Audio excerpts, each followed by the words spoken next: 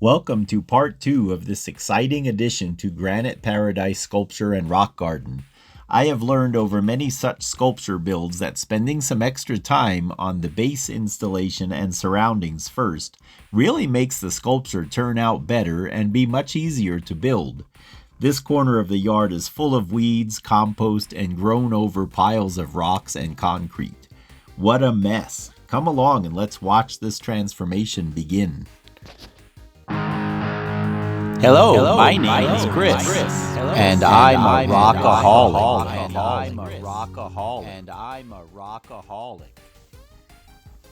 This grass literally comes up about 1 inch at a time. Honestly, it's hard to not get discouraged in these early stages.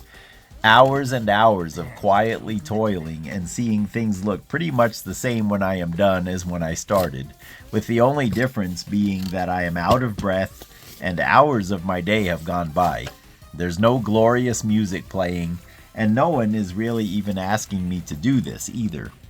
Hebrews 12:1 in the Bible talks about us as Christians persevering in the running of the race marked out for us. Often that race is quiet and unnoticed, and it seems that a lot of work produces very little change. I always told our kids as they were growing up to look at the sculpture garden as an example of what happens if we don't give up, but just keep doing that little bit of progress every day, even when it's boring and quiet. Now Granite Paradise is clearly visible from space. All right, we're getting down to where we're just scratching and clawing here. It's like I was telling you about this grass. It's wonderful in so many ways. You don't have to water it or whatever, but boy, don't let it get to where you don't want it, in an area where you don't want it, because it's string by string that you'll be pulling it out. So I'm trying to get it away from the weed barrier here because I'm going to put gravel. So the more of this I get now before spring, I think the easier it'll be to keep it from coming up quite as much. Because weed mat doesn't really stop much. You guys who are experienced gardeners, you know better than to trust weed mat. I think I had weed mat here, but it's just long gone. But anyway, you get it out string by string. After what seemed like a very long time toiling with weeds and grass and moving away the piles of debris as we saw in the first video of this project, right here is where I get the first real rush of emotion and the sense that I am making some progress. When I let that base slab fall into place and it lands with that satisfying thud, now I get that sense of accomplishment. Before doing so, however, again, I want to make sure that the ground is prepped as much as possible, using the heavy slab as a tamper to compact the ground tightly.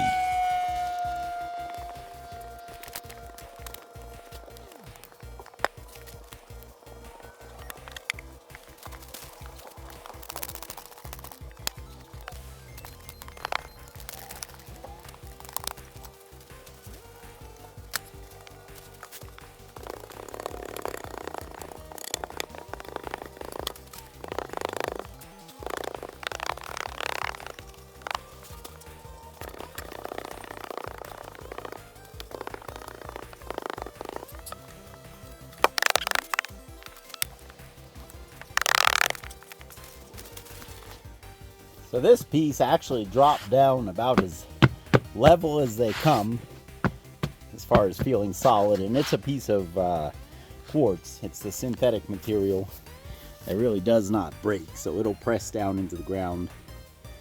And this sculpture isn't gonna be one of my taller ones. I mean, that's all the granite I'm using, plus a few more pieces that I'll bring from over there. So it won't be very tall. And a little bit of an angle is good because we want the water to run off. So I'm not too concerned.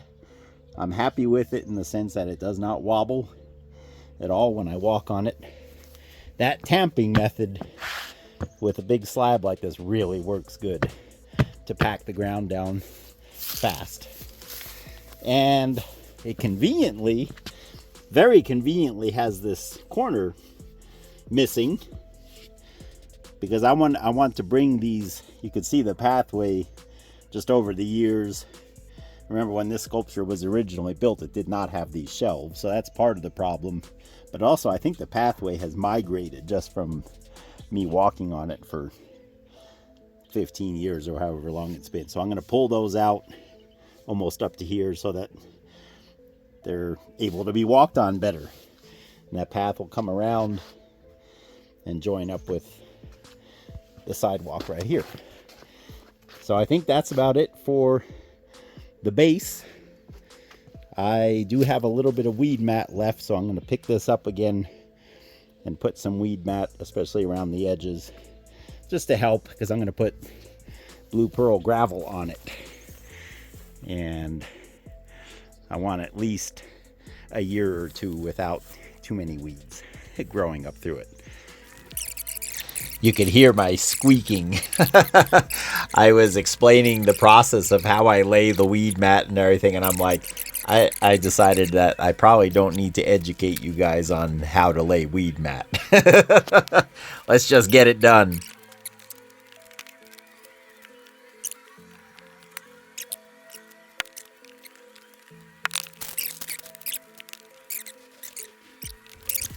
All right, here we're looking at my last little storage pile. I'm actually hoping to use at least some of this in the sculpture we're about to build.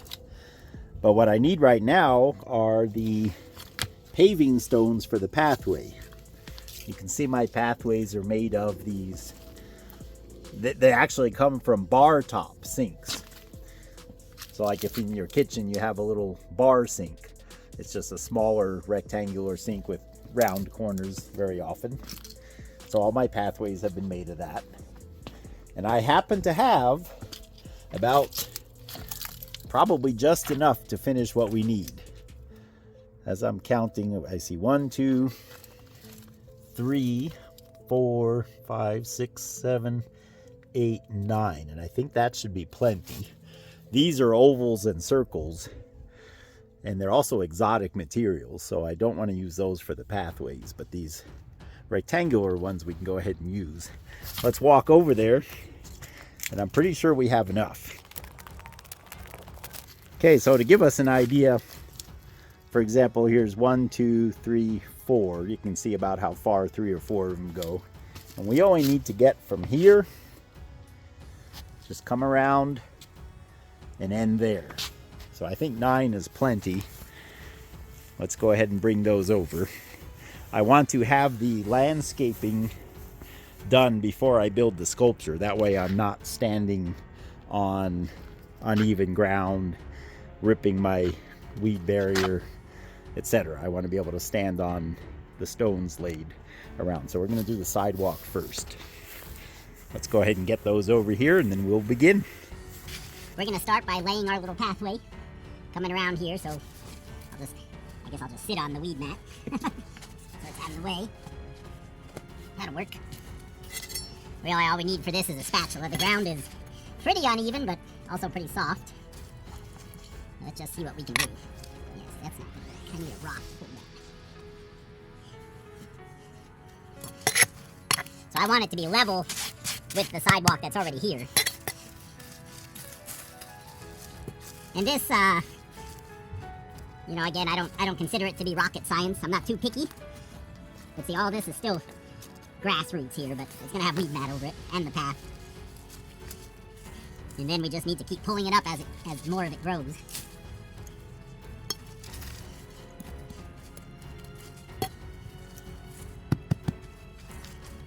Basically knocking down the high spots, filling in the low spots. I brought over a variety of sizes of these bar sink cutouts, so that I call it fudging, so that I can fudge them around. Because when you get to the last one, it gets critical. They need to be a right measurement, you know. And this is my biggest one, so it's probably going to go on the corner here, because then if I have enough left over, I'll shoot another path off in that direction. We'll set him aside for now. I do want to point this out, since we won't see it again.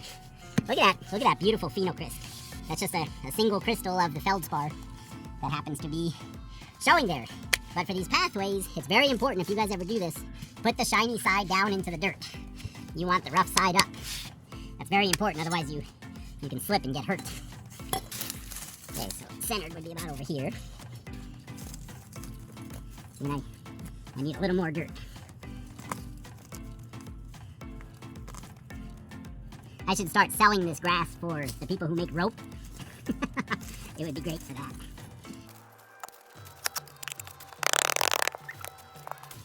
I want them kind of centered off the sidewalk.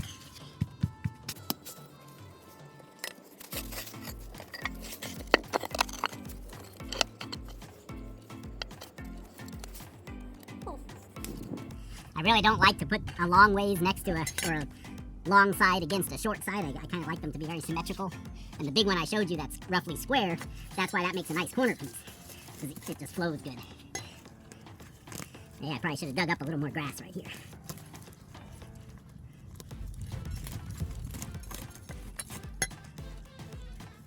Once it's covered with the weed mat and the gravel, it'll be easier anyway, to control.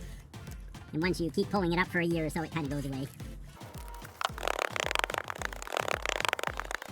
I actually have some strips of carpet. Kind of like this. I have, just from the kitchen, I always save all these, the ones we use for doormats, they're pretty cheap, so they don't last all that long. But I always save them, and then I can use them where I'm short on weed mat. I'll lay a bunch of those out to cover some of these other areas. But we'll do that after this pathway is laid.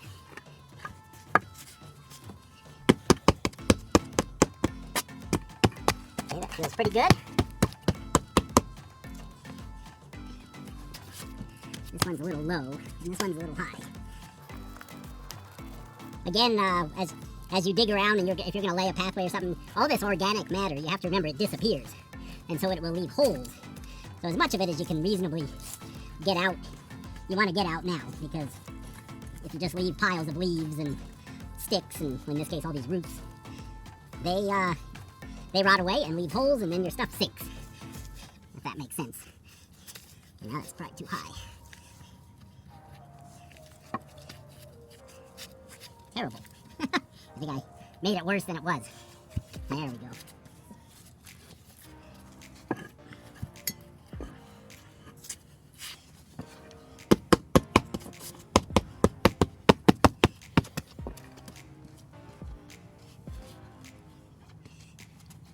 Now we want our big one. Oh. So since this one is roughly square, like I said, it won't look out of place if I use it for a corner. So that's what we're gonna do. Okay, I'm noticing a pretty good dip right there. Do not like.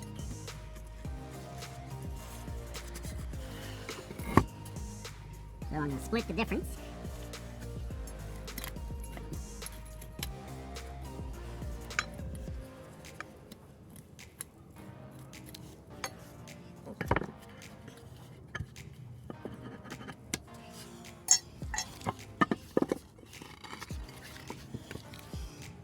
This yellow, you can see there's a mesh on here. The only other option is to put the shiny side up, which I think is very dangerous. So I don't mind if one of my stones has this epoxied fiberglass mesh on it. I may come out here someday, if the Lord gives me 400 more years of life, I'll come out with a grinder and I can grind that off. But for now, it's going to have the yellow fiberglass on it.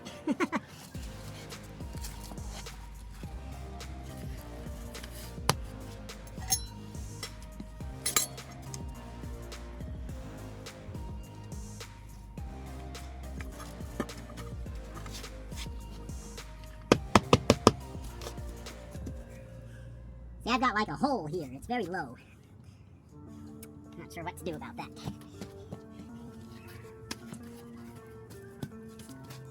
But it does generally slope down in this direction, so I probably better allow that to be. I can always come back later and with other dirt and throw some dirt down. I tried to be meticulous about the pathways and how each stone settles into its place and how it may or may not move in relation to the others being used in the path. Sometimes I walk back here carrying heavy rocks or slabs, and I don't like the stones to wobble as I am walking along. Once things settle and the gravel around them locks together, it is surprising how firm they become. You will see here that I place them and do all the groundwork and then remove them again to lay the weed mat under them. Obviously, I can't move the dirt around once the weed mat is down, and that's why you see me taking them off and putting them back again. Still got a long ways to go. I decided to jump ahead, spare you guys. Even in time lapse, it would have been an hour of filming to show everything that you're looking at here. So I got the path done, all the weed barriers laid down, at least for this little area. Moved a bunch of dirt around, dug up a bunch more grass, brought over the first two of what will likely be quite a few boulders. I want to show you some of my methodology here. So you're aware of how the sculptures, I put them on a base so they don't sink into the ground. I do the same thing with these larger rocks that you see all along the fence here. Each one of them has just a couple or a piece or maybe a couple of smaller pieces of broken material that I just have around that keeps them from sinking into the ground. If I were to set them just on the gravel, I'm afraid they'd push down into the ground. And then you also see I have pieces of granite along the fence. So what that's for is because as these cores get piled up, or any gravel, I say cores because that's what these happen to be. These are faucet cutouts, faucet cores, or from the inside corners of like an L-shaped piece that the CNC machine would cut out. Anyway, I have millions and gazillions of them. So I don't want my gravel to be pushing down against the very bottom of the fence because it gets wet there and they end up pushing into the neighbor's yard. So this is just as a precaution. It protects the fence and it keeps my rocks from sinking and destroying the fence. So what I want to do here, you can see how high these cores are piled along the fence. So this is basically where no man's land began. I don't know if you remember earlier in the video, all this was grass and weeds. And over the years, as I would ride my bike home every day, I'd always bring about 2 or 3 pounds of cores. And I've got this area here and a couple of other areas in the yard that are just piled way deeper than they need to be. But when you add just a little at a time, you don't really realize it. And I didn't until I pulled everything away, and it's like, wow, those are way deeper than they need to be. So I'm going to spread these out, probably over to here somewhere. And I might use those sandstones as a barrier. Maybe I'll put a little wall here, but I don't want to do it yet until we build the sculpture. But I'll fill this up with cores for right now. And then the rest, the intention is to do blue pearl, and by doing the blue pearl we'll be killing 2 birds with 1 stone. Some of you might have caught glimpses of this little display here. These are flat Yellowstone river rocks, and the intention was to make a little riverbed display over there where the blue pearl is. But for now they're here, just kind of as an experiment. So by removing the blue pearl from over there, bringing it over here, then these can go over there. Da-de-da, the story of my life. This pathway, my son Steve, I'm so proud of his work, and I've told him this.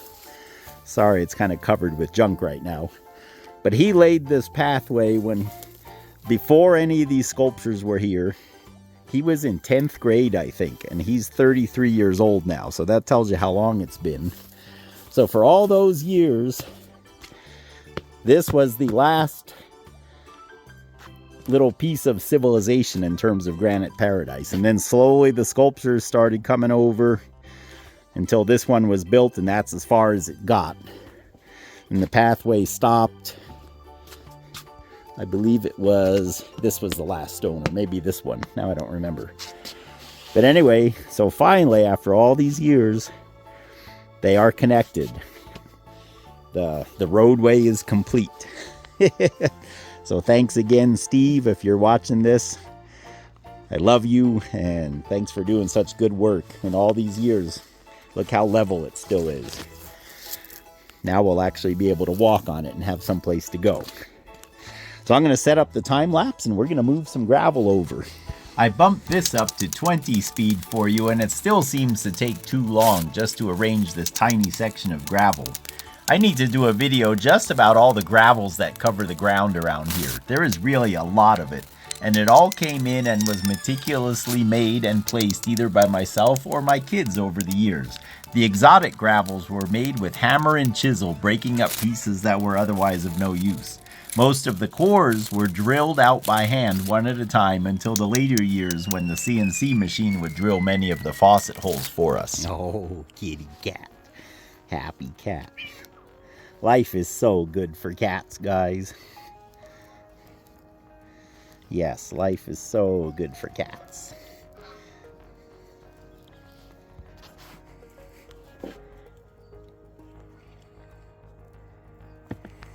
I wanted to point out real quick, you see how I lowered this down so much? You can see where the wood is damp.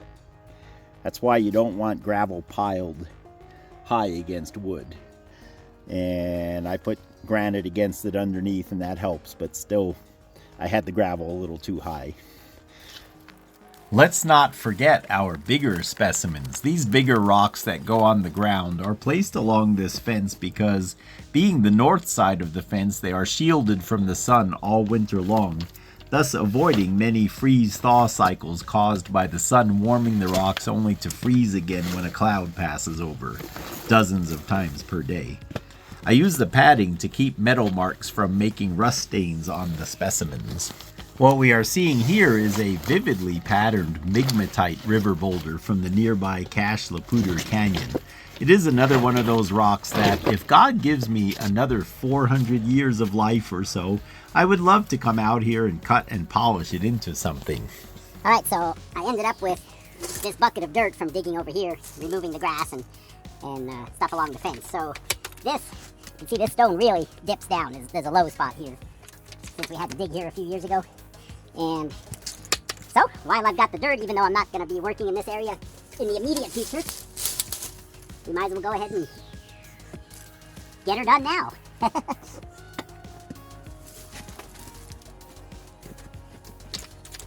I'm thinking it'll be the whole bucket of dirt. I would save the dirt, except I already have so much saved already from when we did the shed last summer. So this is good.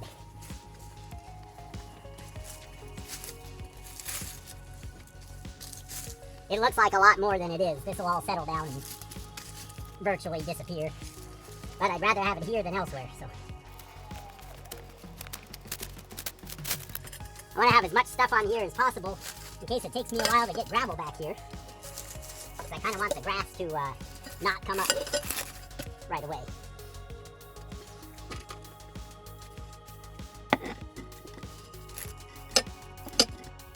There we go. Yeah, it's much better. Much better. This is also just temporary to have something to walk on while we're... Because this whole pile is what's going to become the sculpture. So I need to be able to step here.